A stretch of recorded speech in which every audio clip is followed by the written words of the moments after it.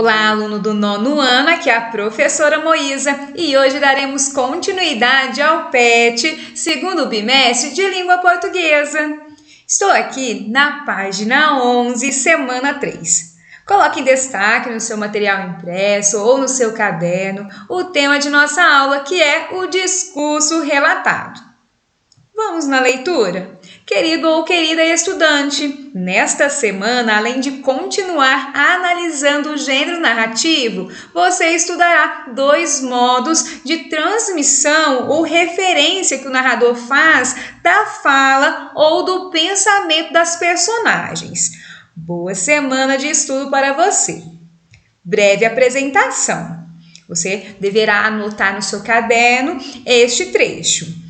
O discurso relatado ocorre toda vez que o enunciador reproduz em seu próprio texto, oral ou escrito, palavras alheias, ditas de fato ou supostamente ou assumidas por outros enunciadores, em outras situações de enunciação. O discurso relatado direto, quase sempre chamado apenas de discurso direto, ocorre quando o enunciador quer criar a impressão de que ele reproduziu as palavras dos outros, tais como elas teriam sido ditas. 2. O discurso relatado indireto, quase sempre chamado apenas de discurso indireto, ocorre quando o enunciador resume as palavras alheias, integrando-as às suas próprias palavras. Para explicar melhor essa questão, eu vou lhe apresentar um quadro que está no PET do 7º ano. Você deverá copiar esse quadro para que você utilize aí no seu estudo.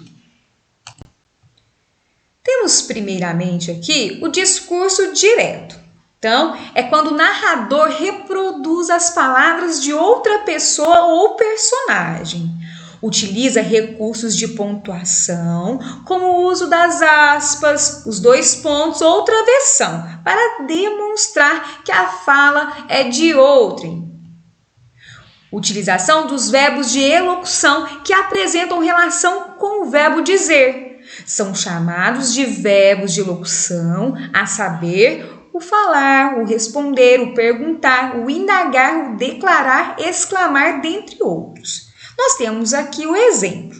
Então, preciso sair por alguns instantes. Então, nós temos aqui a fala utilizada a partir da primeira pessoa, quer dizer, o eu preciso sair por alguns instantes. Nós poderíamos ter uma fala diferente. Como assim? Nós poderíamos ter: ele disse, 2 pontos, preciso sair por alguns instantes. Então, aqui fica nítida a ideia do discurso direto, usando esse verbo dizer e essa ideia do travessão na fala do personagem. Agora, o discurso indireto, o interlocutor diz o que a outra pessoa ou personagem falou. Ele o faz com suas próprias palavras. É o tipo de discurso comum no dia a dia, narrado na terceira pessoa, que é a partir do ele ou eles, que dispensa o uso de travessão. Temos aqui o exemplo. Então, disse que precisava sair por alguns instantes. No caso, o verbo está conjugado a partir da terceira pessoa, quer dizer, ele disse. E no caso, está narrando um fato a partir do entendimento. Quer dizer, o autor, ele ouviu a fala e transmitiu a partir das suas ideias.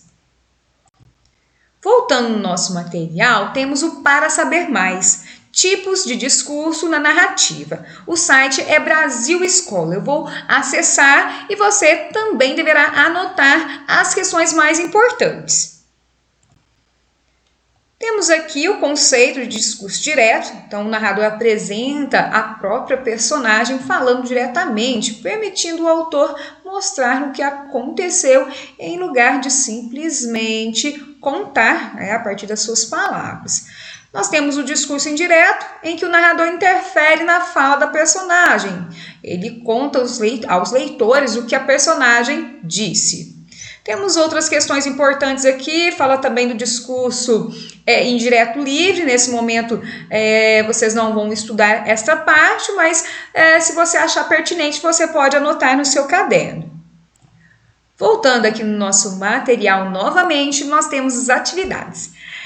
A verdade sobre os contos de fada é que não sabemos quem os inventou ou de onde eles vêm.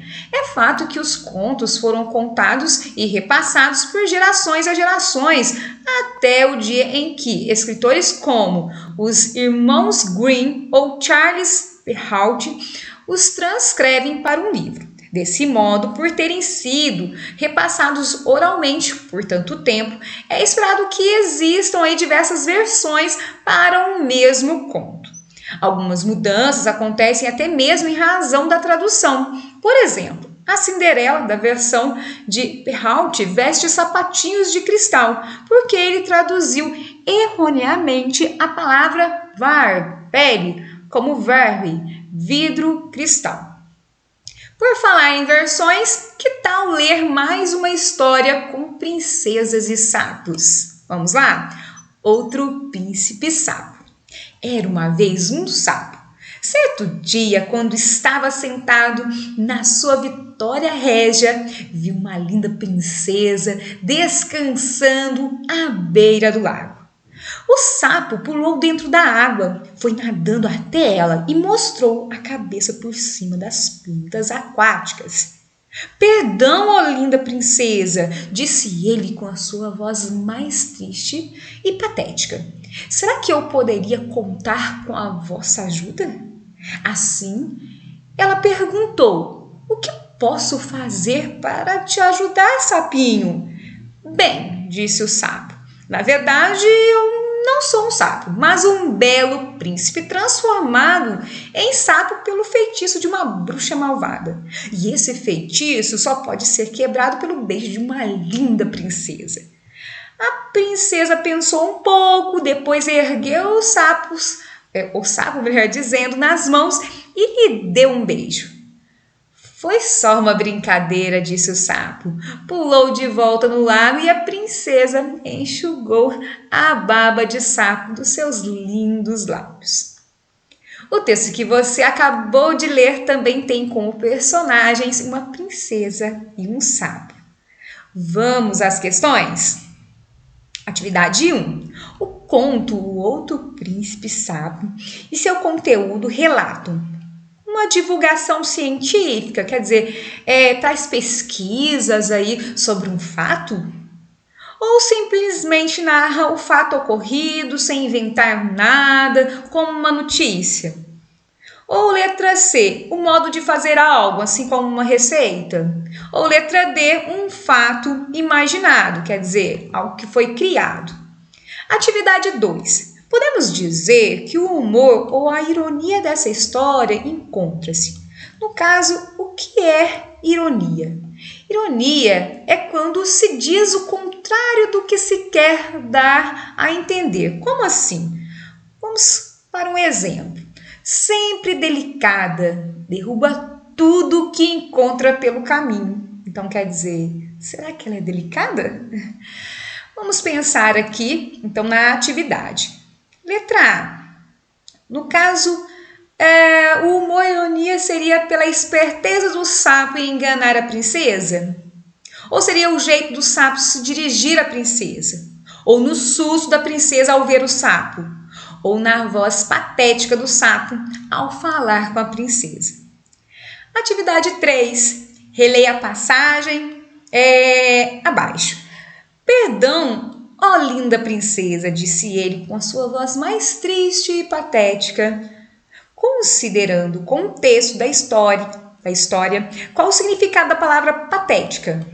Seria comovente? Quer dizer, ele falou de forma comovente? Ou falou de uma forma assustada? Ou ele quis criticar de alguma forma? Ou, no caso, essa fala dele, traz um ar de crítica? Ou ele estava animado? Marque uma opção. Atividade 4. Observe os exemplos abaixo. Maria afirmou: o problema já está resolvido. Então, nós temos aqui o discurso direto. Por quê? Nós temos o verbo aqui, afirmou, e depois nós temos as aspas aqui, indicando uma fala. Poderia ser um travessão? Poderia. Agora, no exemplo 2, nós temos Maria afirmou que o problema já estava resolvido. Discurso indireto. No caso, nós temos o narrador contando algo a partir da terceira pessoa, tá? Porque, no caso, ela afirmou. No discurso direto, exemplo 1, o narrador interrompe a narrativa, cedendo a palavra às personagens. Por sua vez, no discurso indireto, exemplo 2, não há diálogo, como eu falei. O narrador é intérprete deles. Nesse sentido, os verbos que indicam atos de fala, tais como falar, dizer, afirmar, contar, entre muitos outros, são chamados de verbos de elocução ou verbos de sende. Ainda há os verbos que qualificam o que é dito, como ironizar, frisar, insistir, ordenar, entre outros. E aqueles que circunstanciam o que é dito, como cumprimentar, espantar-se, suspirar, zombar e etc. Então, são questões que nós já estudamos quando voltamos lá no PET do 7º ano. Dito isso, reestruture o conto O Outro Sapo, dando-lhe forma de discurso indireto, isto é, transmitida, ou no caso transmita, melhor dizendo, ao leitor o que as personagens aí falaram ou pensaram na narrativa. Eu vou exemplificar a partir de um trecho, daí você dará continuidade. Era uma vez um sapo. Certo dia, quando estava sentado na sua Vitória Régia, viu uma linda princesa descansando à beira do lago. O sapo pulou dentro da água, foi nadando até ela, mostrou a cabeça por cima das plantas aquáticas e, pedindo perdão com sua voz mais triste e patética, perguntou se poderia contar com a ajuda dela. Assim, a princesa perguntou o que poderia fazer para ajudá-lo. Então, agora você dará continuidade nesse texto, tá? Faça com bastante atenção. Atividade 5. O texto que acabou de ler é constituído predominantemente por palavras concretas. Para lembrar, substantivo é palavra que, quanto ao conteúdo, nomeia os seres, ações, qualidades, sensações, sentimentos e etc. Quanto à forma, é variável, quer dizer, pode ir para o masculino e para o feminino, pode estar no singular, no plural. Quanto à sintaxe, é o núcleo das principais funções sintáticas, como sujeito e objeto. Letra A. Identifique no conto apresentado exemplos de substantivos. Eu vou voltar no texto e mostrar alguns substantivos para você. A marcação está em verde, então nós temos o sapo, Vitória Régia, água, cabeça, lago e vários outros. Coloque pelo menos 10 substantivos. Letra B. No trecho, o que posso fazer para te ajudar, sapinho? Qual é o efeito de sentido criado por meio do uso do grau do substantivo? Nesse caso, nós temos aqui o substantivo sapinho. E você vai entender que ela quis ser carinhosa com ele, você não acha? Então, está super fácil de responder. Dessa forma, finalizo essa videoaula. Espero aí que você tenha gostado. Tenha uma boa semana e um grande abraço!